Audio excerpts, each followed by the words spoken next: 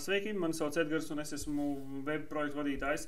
Pagājušajā video es jums stāstīju par hostinga vietas izvēli priekš WordPress mājaslapas instalācijas. Tad šajā video es vēlos pastāstīt un parādīt par pašu WordPress satura pārvaldības sistēmu lejupielādēšanu, kur jūs varat dabūt viņu, kā jūs varat viņu lejupielādēt, kā arhivēt to folderi priekš instalēšanas.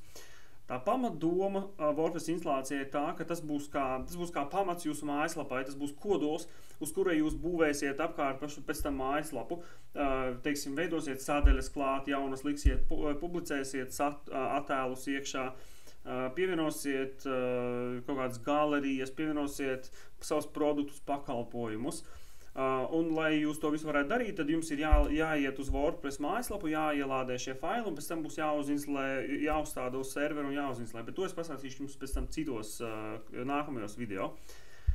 Tātad, pirmais solis. Dodamies uz WordPress.org mājaslapu, un mums ir divas iespējas, lai pielādēt šajā sārā un šeit, divās vietās.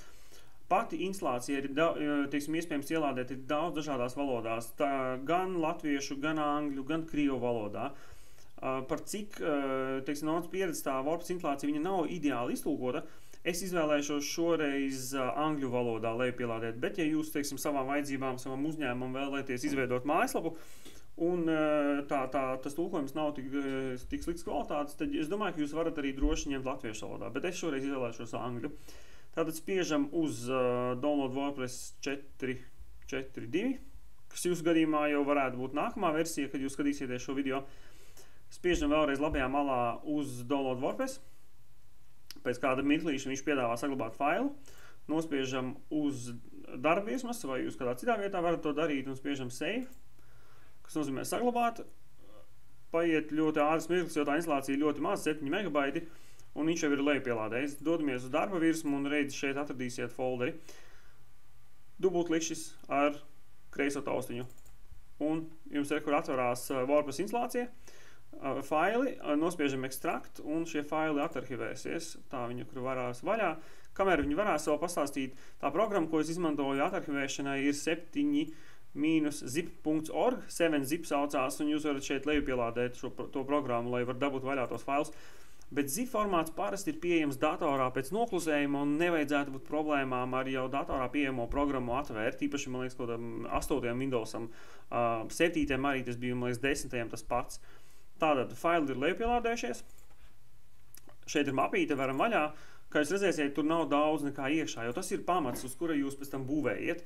Gan tos moduļus pieslēdzat klāt jaunās funkcijas, gan visu pārējo. Kas šeit ir pieejams? Tā ir WordPress administrācijas paneļa folderis, satura folderis, kur šeit ir funkcionālai modeļi, kas pagaidām tur nav nekas, tikai 1, 2, un tēmas, tas ir dizaini, vienmēr pēc noklusējuma nāk viņiem, laikam, šie 3, un šeit arī citi faili, par kuriem pēc tam pastāstīšu nākamajos video. Tas šeit reizei arī viss, ko es vēl vēlējos piebilst. Ja jūs esat nolēmuši, teiksim, paši izveidot mājaslapu, es iesaku jums aiziet uz mūsu mājaslapu www.kebit.lv, atvērt sadaļu akadēmija un palasīt un atvērt sadaļu WordPress rokas grāmata.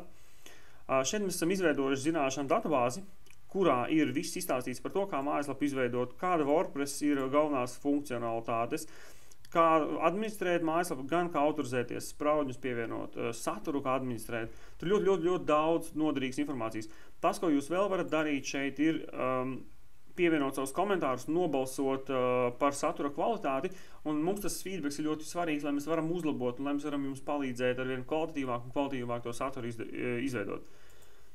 Tas arī viss, spiežam laiku, dalamies ar video, jo mēs gribam, lai pēc iespējas vairāk cilvēku šos video atrod, jo tas, manuprāt, palīdzēs uzlabot web izstrādes kvalitāti un arī izglītos jaunos uzņēmējus, tie, kuri paši vēlas video veidot saviem spēkiem.